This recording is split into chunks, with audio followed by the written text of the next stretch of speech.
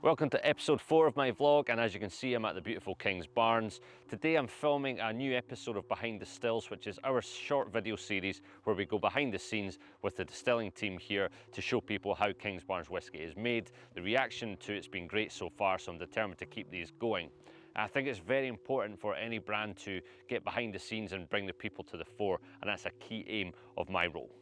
One of the fascinating things about single malt whisky production is that each distillery has their own little ways of doing things, despite the fact that in general the process tends to be the same. I think it's really important to show people the product that they love being made, or even the product that they might want to try in the future. And that's what this series really tries to do, that little bit of behind the scenes. And I don't actually think that enough brands in general, regardless of the product or the service, do that. And that's a big thing that I want to push further forward with King's Barns and all the Wemyss Family Spirits brands.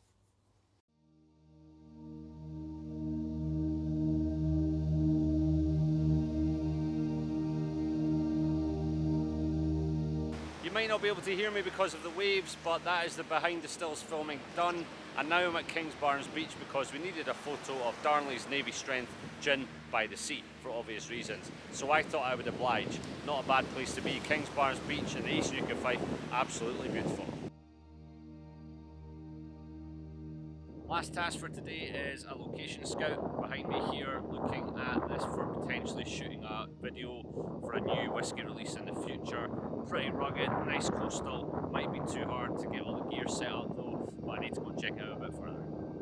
Unfortunately, it's not going to be right, it's just going to be far too hard to get the equipment set up properly here, but there are other options like I said, so on to the next one, but on a different day. Now, I'm heading back to Edinburgh. Hello, okay, I'm back in the office, albeit it is a couple of days since all of that stuff you've just seen. I wanted to show you that my job isn't just about driving about in the sunshine in the countryside, as much as that would be nice. Actually, there's so much logistics and planning involved, and to be honest, I do get a real kick out of that. An example would be October. We're there now, but I've got 8 different shoots across 3 different brands to organise. A lot of teamwork, a lot of planning.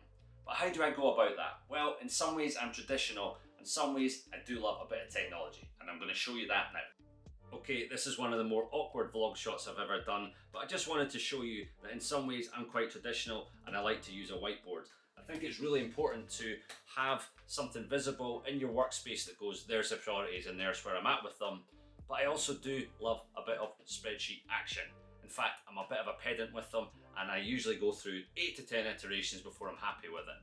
But there's also so much communication that needs done, and as is probably the case for you as well, that happens in many, many different places.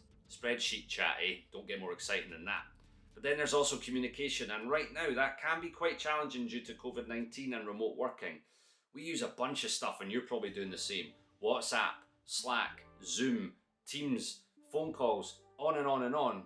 But you have to adapt, you have to make sure the communication is right, and there's always various tools that do that. I would love one hub where we could do everything, but it's just not possible.